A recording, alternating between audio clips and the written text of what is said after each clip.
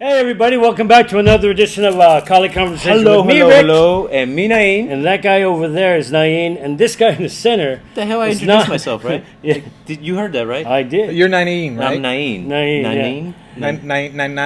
It's the tooth. It's the missing The tooth. guy in the middle is not Jesus Christ, so don't even think about it. No, he's the just- Viking Jesus Christ. He is.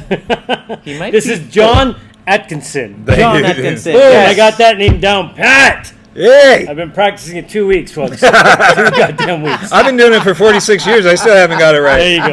There you go. Again, we are out here in Reno, Nevada. Well, actually, Carson City. Yeah. Which is where John's dojo is. Right. And John is an amazing guy because here's the thing about John. Not only is he a martial arts practitioner, but he builds shit. Builds. Makes. Builds. Makes. This is one of the things, John, would you please... this guy is a... are you a smithy then? I will be getting into actually smithing. Smithing is actually taking metal and pounding it into shape. I take and cut metal to shape and grind. But Sorry, I really like this one because you made the trainer and then the knife. So, Yes. I mean... I have a Awesome. philosophy that if you are going to have the weapon, you need to train with the weapon as safely as possible. And so you get as close as you can to the real thing. But Exactly. I love that. So is that a 2-for-1? Yes. Wow. No, that's cool. I like that. I actually, a friend of both of ours had asked me to make him a trainer and a live blade, and he did. Then he said he wasn't able to afford it, so I actually have this guy's twin in the case over there. It might go home with me. Oh, Wow. yeah. And who, if you don't mind, who is that? That was Johnny. Johnny Oliver. Yeah. Oh, that's How, right. much, Yeah. how much was the training going for? It Which was- one did he buy? Are we really having this discussion on camera? Yeah, because I like John. Yeah, Johnny's a good man. He had bought a cane from me, and it was a custom made cane, and so it was like. Oh, that's right. That was an intricate ass cane. I remember Yeah. that now because it was the exchange. That's So funny. it was just like another $360 on top Right. of the price of the cane. That I completely understood it. But he had said, would you make a live blade and a trainer of this? And I said, yes, I would, but it's going to cost a lot. Right. And I kept the price down as much as possible. But So which one did he buy? The live blade or the trainer? it's a set. He didn't take them. They go together. Oh, and how much did that go for? 360. Okay, we're gonna save up for you, Johnny. Yeah. We're We're gonna start a GoFundMe. gonna go online and do a thing and see Cool. what we can come up with. There you go, Johnny. You're getting your blade. But don't hold your breath. Yeah. It might seriously. take a couple of years. It might take. We're talking about Nain. Wow, why me? and he was getting ready to add I'm me. so some. efficient. He Yeah. spends money on himself. I Folks, really do. You know, I want everybody out there to know that we've been trying to get you on our show for the longest time. Yeah. COVID, distance, and just timing. Exactly. Yeah. Every time we tried to get something together, something happened with either you or me or COVID. Yeah. Oh my God. Yeah, it's been It crazy. hasn't been. Yeah, it's been a rough ride. Yeah, It's been a rough ride. the fates were against us on that one. So now we're here, and the thing, I always thought you were just, the knife guy, the guy selling stuff. Right. And then I found out, he actually makes those things. And then I find out, he's actually a practitioner. And then I find out he practices a lot of different things. So let's start with that. Oh, God. Your resume. How did you start off? What age were you? Well, my first actually going into a martial arts school, signing up and taking classes, I was 7 years and 11 and a half months old. Wow. Your parents let you out that early to go find a school? It was was a different time. It was my Christmas / birthday present. So I got Wow. the slip on Christmas, which was like 2.5 weeks before my birthday. Right. And I went and signed up, and they didn't have their first class until after I turned 8. So I was taking classes when I was 8. But before that, they had a PBS. For those of you who have never watched PBS, it's a good channel. They'd have a guy teaching karate on there, and every Saturday morning when he was on, I'd be out there doing that. Wow. That's cool. Like that. I've been addicted my entire life. Well, at least you can admit the problem, which is the first step of recovery.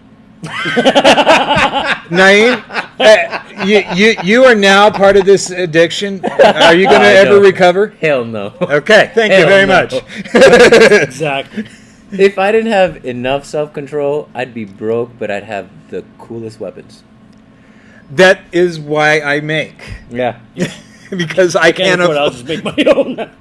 It's still expensive, I but get it. No, yeah. Now let me ask you. These things behind us. Yes. And there are obviously all kinds of. Any of these made by you, or these are things that you along the way? these guys right here, these three are made by me. This here, Dude, that looks crazy. What the hell? it was the very first, other than the cutting mom's broomstick in half and putting rope on it, was the first martial arts weapon I ever made. You made nunchucks. Every kid did that, right? Yeah, oh hell Yeah, That's what I told my mom. I made mine out of metal with Everybody's chains. doing it, Mom. Yeah, it's called an eku. It's a Japanese oar. And then when I started getting into Purple Heart, which is a really hard, dense wood, and it's gorgeous, Uh-huh. I decided since this was my first weapon, I was going to make a new one, and I made it out of Purple Heart. Jesus. And I was trying different things. That's why the handle's a little wonky, but Uh-huh. it's still, you don't want to get hit with this Oh thing. no, I You- swung it. It's, You don't it's even heavy. want to hit yourself with this when you're just playing with it. It'll knock you out. So, why the oar? It's an Okinawan weapon, Uh-huh. and as we know, the Okinawans were forbidden weapons for the longest time. So they took, I didn't know that. yeah, We did not know that. when the Same Japanese thing with the Philippines. took over the Okinawan Islands, Mm-hmm. the Ryukyu Islands, they forbid them, other than magistrates and so forth, to carry weapons. Wow. So a lot of the royal families, the elites, were pushed into the lower class, and the lower classes martial systems, because contrary to popular belief, every class has a form of martial arts, be it just punching somebody in the face to the fancy joint locks. And it got combined. So they took their spear techniques and they converted it to Oars. oars, Uh-huh. and they also the fishermen took what they knew, which was rowing the boat and all this and flipping sand, and they combined it with what they saw and were being taught by these other people. Yeah, So the- it's the now lower class. it's really cool, and I still teach it, but I really have an emphasis on how does this apply to what we have access to now. right. Huh. So I point out that yes, we have oars. Right. You know, I live in a very I just lost my train of thought. Where you can go camping, fishing, swimming, all that good stuff, whatever that's called. We're around water. Yes. So we have all that, but you also have shovels. Right. That looks like a really long bladed shovel. Yeah, it Right. does. Yeah. So you just use the shovel that way. And there's even shovels that have a blade on it. Yes, there is. Yeah. Thank you for Cold Steel. Yeah. Promo right there. Yeah, Exactly. Those are pretty cool. That's funny. Well, they are, yeah, the little latrine shovels, right? So how many Oh, we're good. how many styles are you proficient in, or did Yeah. did you take up? Because I know earlier we talked about this, and I heard you saying there was a bunch of different things you did. Well, I hold Dawn ranks, black belt ranks in. See, I never knew that about you. Like I said, I'd see you and I'd say, "Oh, he's just some guy selling stuff." You don't watch his videos? Dude, I'd never seen the I videos. try- Used to, just I- some hippie guy selling stuff. Yeah. That's what I saw. Probably. That's how it looked. Sorry, John. I'm just being honest. You know. Well, John, I knew. Thank you very You're much. welcome. I hold black belt ranks in Shorin-ryu karate, Shinto Yoshin-ryu jiu-jitsu.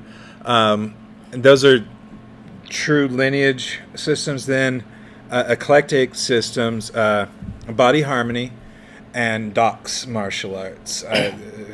Body harmony? Body What harmony. is that? We were just discussing it early. Body harmony, while there are techniques that are specific to body harmony, Uh-huh. it's more about taking something that you've learned from jiu-jitsu, karate, arenas, and all that, and how can we adjust the way your body is positioned to make that strike, that lock, that whatever, more efficient. For your body type.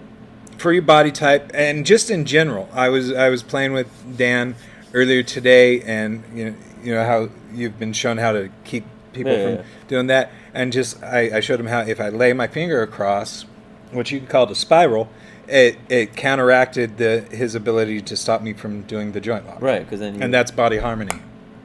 Huh. That's straight up body harmony. Yeah, it was pretty cool. When I was Danny was falling over, it was hilarious. Really? He looked like a drunk old man, like he always Where does. was that? Where was Yeah, and he was I? sober though this time. And he was sober this time. Yeah, technically Hungover. Because I am too.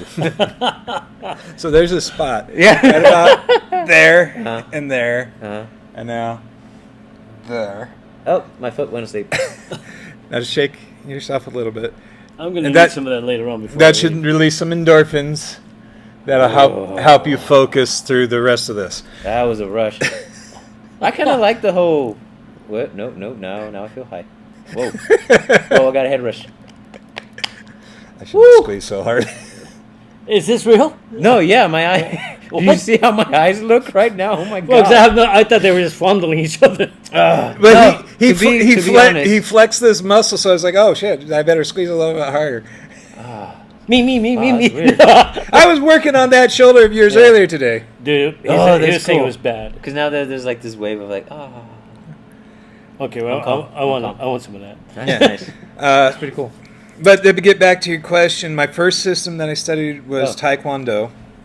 You know, you're the second person who said that to us. Yeah. Mike Smith. Yeah. His Taekwondo. first system was Taekwondo. But he was trying to find something else. Yeah, but that's what he And, did. Yeah. Well, my parents knew I wanted to take karate, and the sign on the school was karate. You walk in, and they say Taekwondo Federation all over the place.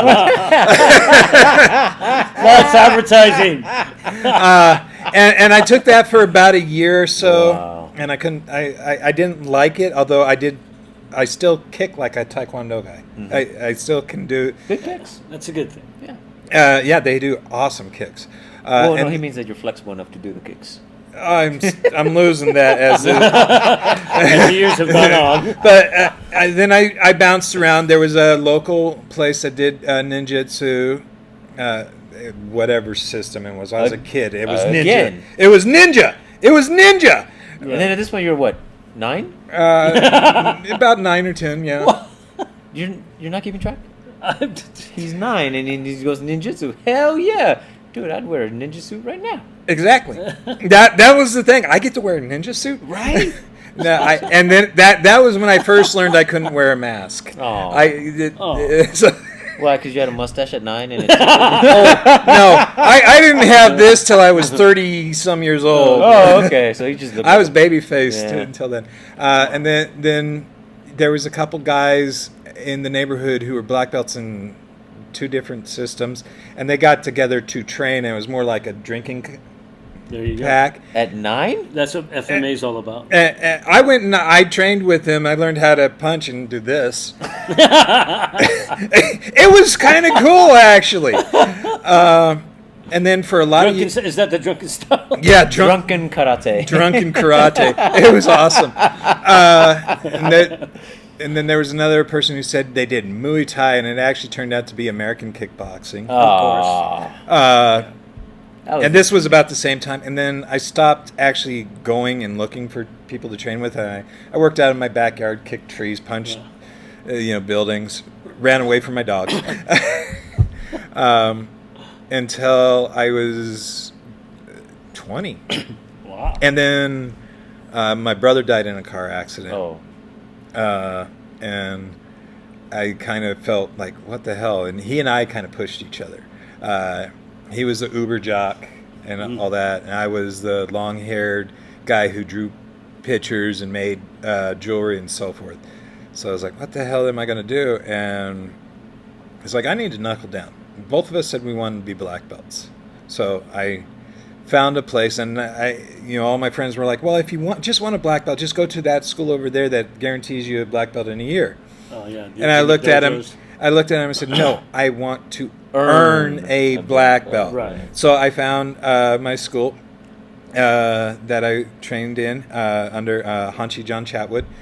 Awesome guy. We have parted ways, but he's an awesome guy. I never will say anything bad about him. And Can I say anything bad about him? you got to meet him first. Okay. You got to be honest. You got to be honest. You got to be honest with things. I don't know why I let him on the show sometimes. Comic relief. Yeah, I think so. But no, I trained with him for about 4.5 years, and I mean, I was within a year. They'd given me a key to the dojo, so I could go in and train, and so I could open up and teach classes. There you go. That was a trade-off. Wait. And at this point, what, you're 15? No, No, I he's was 21. 21. Oh, he's 20, yeah, I was that's 21. I was a yellow belt. I was a yellow belt for a full year because we didn't have enough students to warrant a test. Oh, wow! To call all the The old. But I was teaching and helping out, and I worked out every day, at least 8 hours a day. Wow. And then I'd put in some time at the gym, and I'd try to go to college classes. Try. Yeah, I heard that. the old college try. The old college. Old college. Yeah, but I got my black belt in 4.5 years. Damn, you worked your ass off. Yeah, I did. I did. mean, could you imagine where you'd be if you worked your ass off for college? Yeah. With a college degree. maybe. in the pit of student loan debt. Probably. And then a year or so after I got my black belt, I got married, had my she birthed my son, and opened up my own school. So Right. I've been teaching since 2001 on my own, either under my own school's banner or Right. helping out. Somebody else's. Yeah, nonstop. Wow. And then before that, I was assistant at my instructor school. So that's my poor pathetic tale. You know, it's funny because we always talk about people being so unassuming. You know, like I said, I thought you were just some hippie guy selling stuff. And I said that even with, Auntie Denise, Conrad Bowie. You know, they Yeah. come in, you look at them, you're like, you would never know. Especially And Auntie. Huh? Especially Auntie. Yeah, Yeah, Auntie, just, no. she's so jovial and, and you're like, she'll not I didn't get that run from around. him. Huh? I didn't get that from him. Really? No, I got a Dude. dangerous vibe from the beginning. Dude, he was in front of a bunch of weapons. He's like, hey, anybody want to buy anything? Hey, oh, look what I got. I made these. I'm like, okay, you're just some guy who sells stuff. You know, I just thought you were a vendor. Did I talk like which that? I don't know. Okay. Like, was your voice raspier? Did you have a frog in your throat? But, that but you day? understand Like, what I mean, Yeah. right? You just, Yeah. to me, because you were like Mike Ruby, right? that Yeah. like your Again, white and the man guys who voice? don't realize, until we had him on our show, I didn't realize the guy could move the way he did. Right? Mike Ruby? Oh, I that was my first impression of Mike Ruby, but I was like, oh, he's a Filipino practitioner, and he's getting real Filipino stuff to the people. That's Right. that. But when we met as vendors, and I looked at him, and I was watching him talk to one of the guys, and I could see how he was moving his stick. Right. And I've been in the arts for so long, I'm like, oh yeah, that guy knows something. Yeah. You know, you've been in it for so long, even if they're trying. It's like Master Green, who just Oh, left. The first time came in, I met him at one of Michael's events. Okay. And he comes walking in the door, and most people were kind of treating him like, oh, he was the grandfather of one of the students. I'm like, that guy's going to kill somebody. And he has. Yeah, it's just the way he was moving Yeah. and all that. And then he gets up Harry, and starts, I didn't say anything. I just assumed that you had some knowledge. He alluded to your Well, past. Dude, he talked to Allegedly. us about that past. Yes. We Whoa. know that crazy. Oh, wait, it is on camera. Yeah, Ah. it's on film. I can't wait to get him and one of my instructors together. They both have a similar background, especially with the Army Rangers. Wow, how Damn, cool. that'd be Yeah. fun. Yeah. You guys need to meet him too. You know, folks, Yeah, the we reason will. why we're out here, as a matter of fact, just so you know, John here was hosting a seminar for Master Harry Master Harry Green. Green. And Grandmaster. Grandma.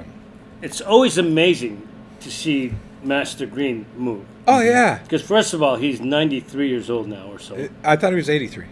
Yeah, 93. 83. Are you yeah. giving him 10 years? Gave him 10 years. That was all him. That was me. Harry, Sorry. Let's that's get over him. But you know what I mean, though. I mean, the guy still moves like camera to just us. Yeah. he's young. I mean, he's just right. Oh. I mean, the way he goes. And he's so personable, too. Yeah. Oh, yeah. When you meet him. Yeah. I'd only met him once and talked to him a couple of times. And he's like, yeah, next time you're in Sacramento, give me a call. I called him when I was taking Jacob to get the surgery. okay, yeah, we talked about that. Yeah. And he's like, yeah, you can come on over. And one of my students canceled. I go over there, and we sat and we chatted and traded some techniques for an hour and a half, 2 hours. Yeah. And, I mean, he didn't know me from Adam at the time. Oh, he's just. He's an awesome guy. I want to bring up a point that you were making earlier. Rick, Mr. I See Everything. Because I was not surprised at either him or Mike Ruby. Yeah. I played with Mike at one of the gatherings, and him, I watch his videos that he posts on his Facebook I page. never seen a video. Sorry. So I'm just like, how do you not? How really? Whatever. Let's just drop the topic. I'm just Well, you know, when you're around that many martial artists and you Yeah. see a guy sitting there at a table, you just say, "Oh, he's just there." Aren't you the guy that taught me not to assume? Well, you see what happens when you do. He was teaching you an object Oh, lesson. is that what it was? Yes. Is that No, what it but was? I'm trying to help him out. Yeah. Just Save for that, face. we will try to Save buy something. face. from him. No, well, from about the time I was 15, Uh-huh. even though I was stopped training elsewhere, I'd go to any seminar I heard about, any tournament, even if it was just as a spectator. So I've been to them, and while there's always something new, I'm at that point where I'm absorbing more by watching everybody do than actually being in there. Right. Because when I'm in there and I'm doing a technique, I'm focused on just me, Right. just like everybody else is.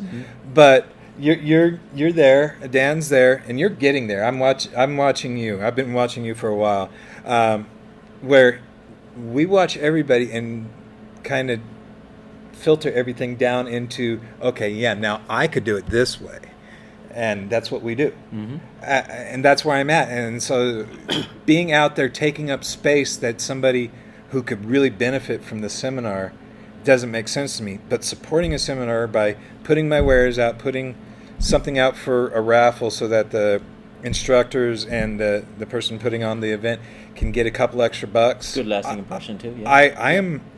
I'm for that. Yeah. Yeah. No, that's one of the biggest reasons why we came, is not just to talk to you, but also to support your yeah. place. Oh, thank you. Master Green, Yes. Dennis. I mean, they're good friends, and You know that whole Yeah. tribal group. Yes. We're is- tribe. They're amazing people. You know, we need very matching giving. tattoos. Yeah, Sorry. you know, but they're very giving. Yeah. If you're in trouble, they'll come out Oh, yeah. and they'll do. You know, and that's why we try to make it a point to try to make.